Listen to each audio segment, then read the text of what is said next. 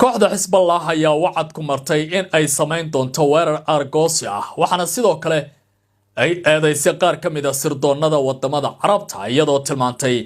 in ay ka dambeeyaan howlo basaasid ah oo ay ku qaadeen qaybo ka mid ah xarumaha kooxdaasi ay degan tahay iyagoo xogtaasi la wadaagan dhinaca Israel sida ay hadalka u dhigeen warbixin ayaan idinkaga hayaa arrintaasi iyo waliba shakhsiga kooxda maanta ay geeridiisa la murugoonayso oo la tilmaamay in uu asal ahaan ka soo jeedo wadanka Iran warbixintaasi ayaan si gaar ah barnaamijkan ugu faaqidayaa haddii uu Rabbi saamaxo dalka Turkigana waxa uu noqday mid ka mid ah wadamada mucjisada ah ee soo saara hubka ugu ballaaran ee adduunka 7 bilyan oo dollar ayay ka faa'iideen sanadkii la soo dhaafay oo kaliya marka la sameeyo qiimeyn gaar ah daraasad ku saabsan kobaca dhaqaalaha Turkiga ka soo gala hubka ay dunida u dhoofiyaan ayaan idinla wadaagayaa maxaa ka jira in Soomaaliya ay qayb ka tahay wadamada hubkaasi la geeyo ee Turkiga lacagaha ballaaran uu ka helo warbixin ayaan barnaamijka ku daawan doontaan arrintaasi ku saabsan dowladda Jarmalka ayaa warbixin siraasi daysa oo ku saabsan haddii Ruushka uu soo weeraro wadamada NATO inay noqonayso barta isku xiraysa dagaalka iyo duulaanka ka dhana dowladda Moscow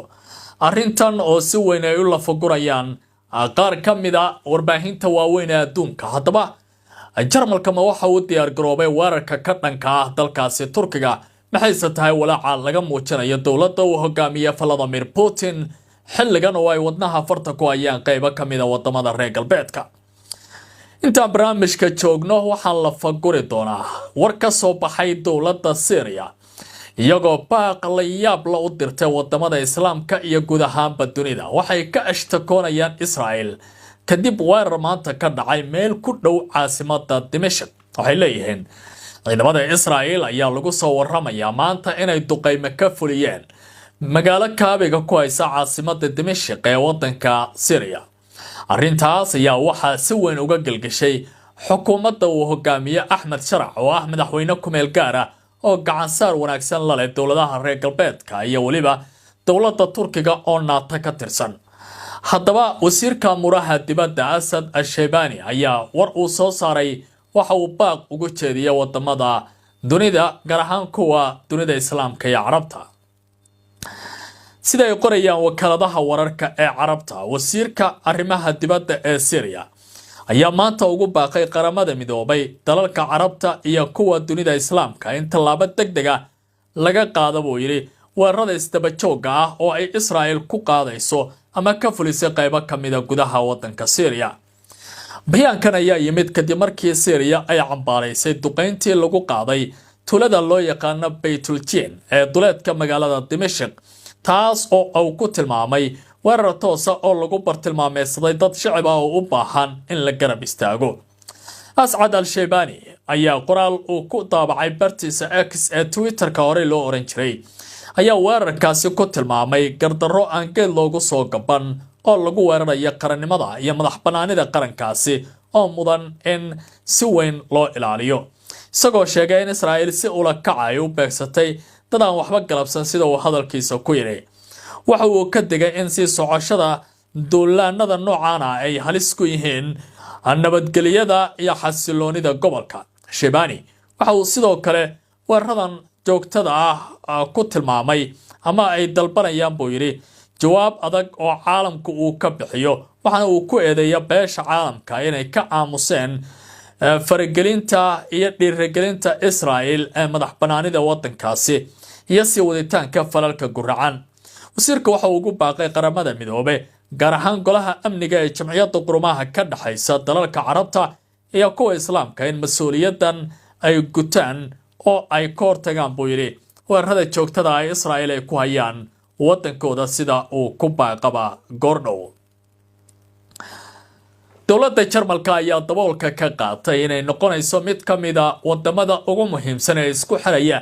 howlgallada istiraatiijiyadda ah ee looga jawaabayo weerar suuragal ah oo ka yimaada dalka Ruushka oo lagu qaado qaybo ka mid ah wadamada Yurub taasi oo hadda walaac badan ay ka muujinayaan gaashaanbuurta NATO oo ay ku bohoobeen dalalka dhaca waqooyiga badda Atlantikada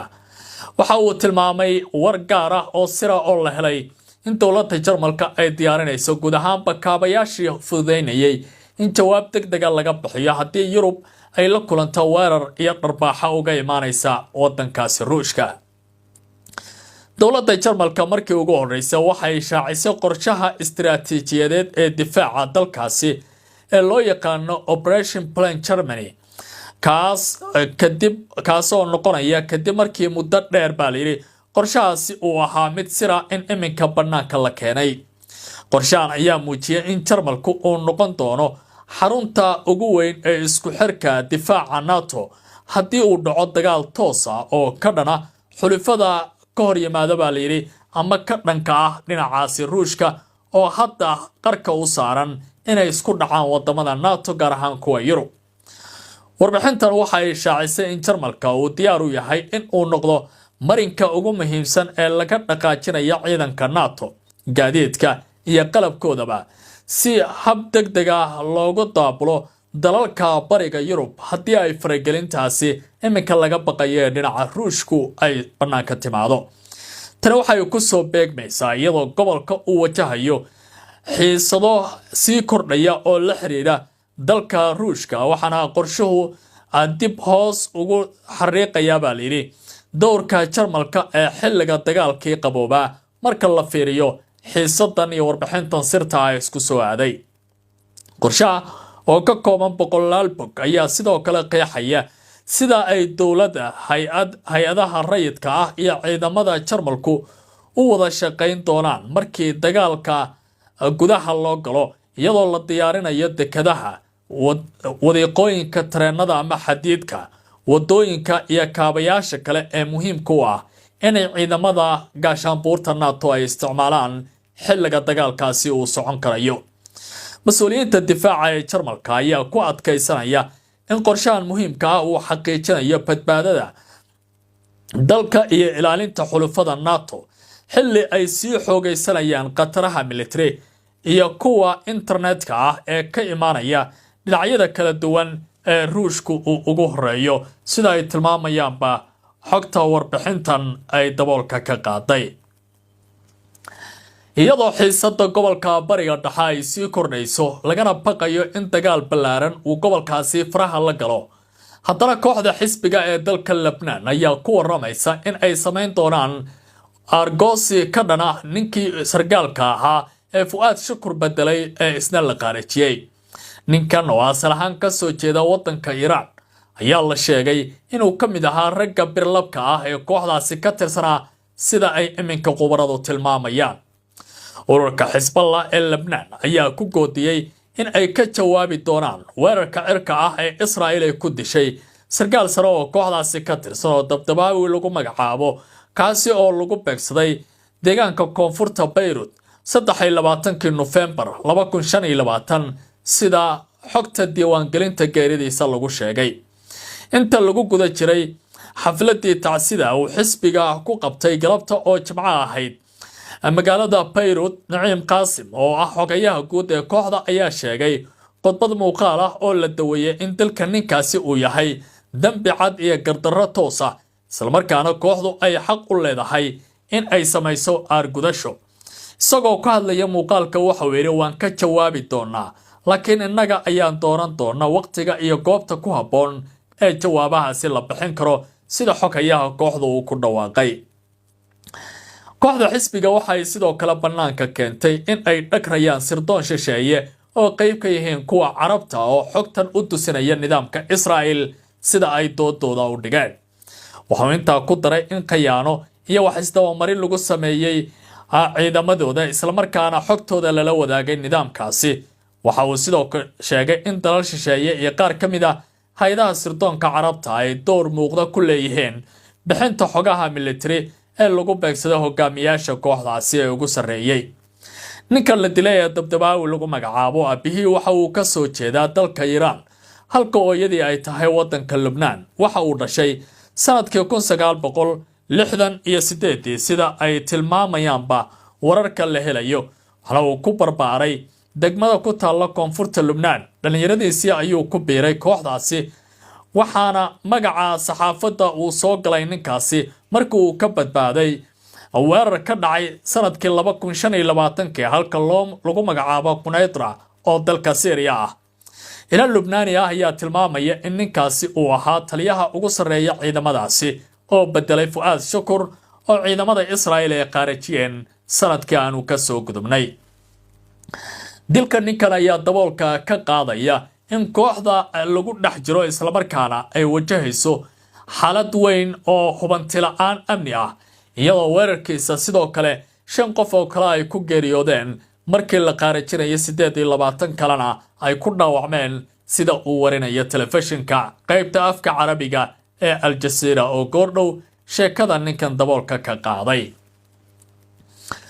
ugu dambeyntiina dowladda Turkiga uu hogaamiyay Recep Tayyip Erdogan ayaa kaalin wanaagsan ka soo gashay wadamada hubka caalamka iibiya, iyadoo la warinayo in dhaqaale gaaraya 7 bilyan oo dollar ay ka helaan sanadkiiba, sida warbixin gaar ah oo la daabacay ay tilmaamayso. wakaaladda wararka Turkiga Anadolu News Agency ayaa sheegtay in warshadaha difaaca iyo kuwa sameeya diyaaradaha droniska ee wadanka Turkiga ay gaarayaan horumar weyn oo taariikhi ah, taas oo sare u qaadaysa qiimaha dhoofinta dalka sanadihii ugu dambeeyay, iyadoo ay ugu wacan tahay baa la yiri qiimaha sare ee lagu kala iibsanayo badeecada difaaca wadanka Turkiga uu soo saaro. dhoofinta difaaca wadankaasi ayaa sanadihii la soo dhaafa ahayd 2.2 bilyan oo dollar marka la eego miisaaniyadda wadanka Turkiga ee sanadkii 2020,